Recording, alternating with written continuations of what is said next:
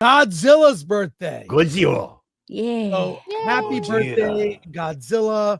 1954, 71 years old. Wow. It's a franchise that how is something like this 71 years old? So happy Godzilla Day on November 3rd.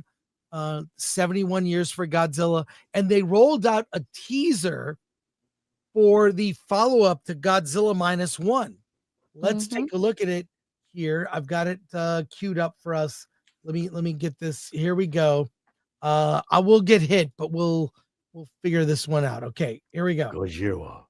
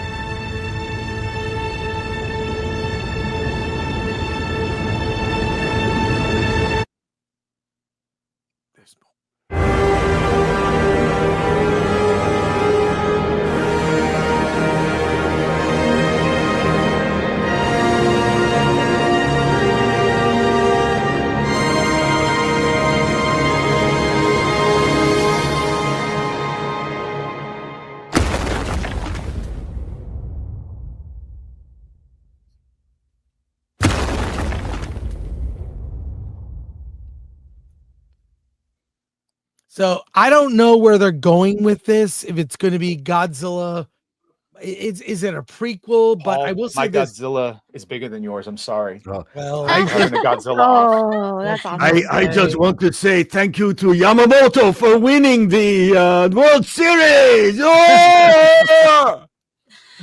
But I'll say, I was at a screening of Godzilla. I hate you, Badger. -1 at the Aero Theater in Los Angeles, and they did a Q&A with the director, and they asked about a follow-up movie. And there is a tease at the end where the young woman, she has something that kept her alive, some disease we don't know, or some virus, we'll see, that revived her. 69. But they asked what monster he would like to bring into his new Godzilla series, and he mentioned King Ghidorah, that he would like to bring King Ghidorah, and the follow-up movie could take place in the 60s. So now that was something he said in an interview. That's not like an announcement. He said, oh, he would like to bring it to the 60s and bring in Ghidorah. Doesn't mean that that's what Godzilla -0 is about. I actually have nothing. No one knows what it's about. I don't know if it's a prequel or whatever. So I'm just excited as a lifelong Godzilla fan. It was really, I think, one of the first franchises I ever loved. It was like early Star Trek and Godzilla movies. They would, maybe you experienced this.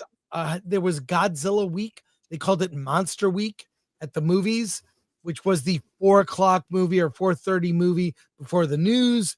And I would rush home, watch a whole week, 5 days of Godzilla. They did Ape Week with the Planet of the Apes movies. That was a great time when I was a kid. Care to share anything or maybe birthday wishes for Godzilla and the franchise? And what is the secret to the longevity of this franchise? It's not like James Bond where they recast King of the Monsters. Yeah. It's there's something about Godzilla that is in the zeitgeist that, you know, they're not making a movie every year or every 2 years, 3 years, but it's kind of always there. I would say it's kind of dinosaurish. Yes.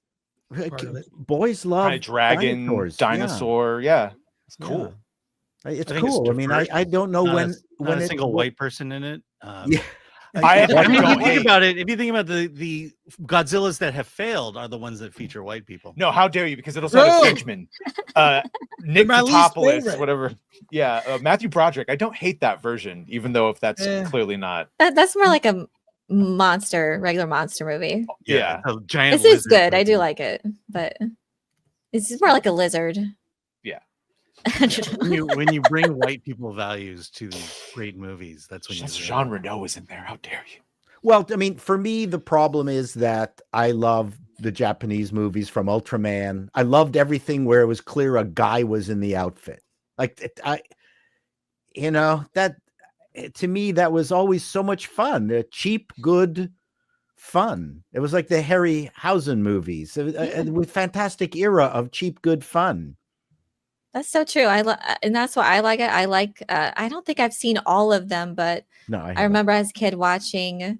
I think it was on TCM. They would show the Godzilla movies, and I loved the Harryhausen. I love those effects. I think it's great that they used what they had and had to think outside the box and had to like just strive to make a good movie with what limited resources that they had. And at the end of the day, yeah, it's a simple story, simple themes, but that works.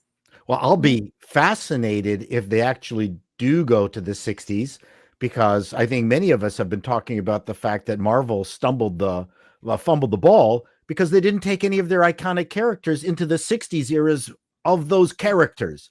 And it would have been great to see a 60s era Batman. It would have been great to see a 60s era Superman that isn't the superpowered, omnipresent superhero that he is now. I would have loved to have seen him with his 60s superpower. And it's like, it'd be outrageous if the producers of Godzilla actually make a 1960s era Godzilla, because it's just going to hoof Marvel in the nuts. Like, you idiots. Yeah, what people don't know about that original 1954, when I was a kid, I did not know. They recut that movie and added Raymond Burr. It's very obvious now when you watch especially on Blu-ray, like you see how at Raymond Burr's talking to one of the characters. It looks bad. It's just shot different. But the original Godzilla, Japanese, no Raymond Burr, is a melodrama. It's a love triangle. I never saw that. It's way more emotional. You should go see it. It borders on an art film. It really is. Wow. Like it's so good. The non-Raymond Burr, clean Japanese subtitled Godzilla is a melodrama. You just don't like the Raymond Burr. You just don't like the Raymond Burr version because it's a Canadian homosexual. Well, Raymond Burr's character in that 54 Godzilla is named Steve Martin. Really? Steve Martin, reporter. There's a lot of crazy things about that. So as a kid, I just like Godzilla because it was giant monster. Yeah. As I've grown older, I have that Criterion box set with the Japanese and English versions of the movies. They're slightly different. So really interesting stuff.